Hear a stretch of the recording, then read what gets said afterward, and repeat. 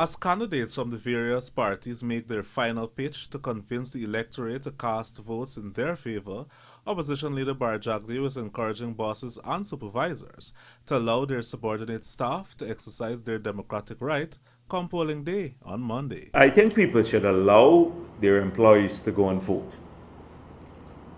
I think they should allow employees to go and vote.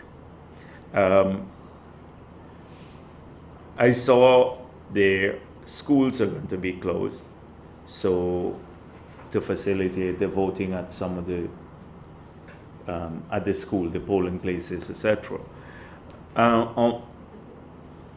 People have a responsibility, a civic responsibility. He also spoke of the historical gains received after his party contributed to Guyana gaining full adult suffrage 65 years ago, which meant that all persons then over the age of 21 were allowed to vote in national elections, even though the country was still under rule by a colonial power. You had to own property or be literate. And at that time, not many people were literate because the colonial authorities did not build schools in all of our communities, and many own property.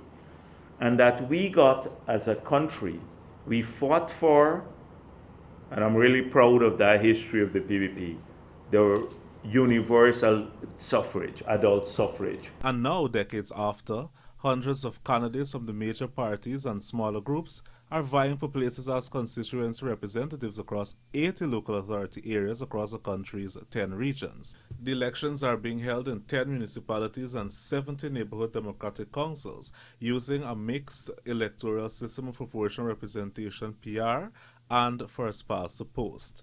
The last local government polls were held in 2016. Shamuel Fanfare, The Evening News.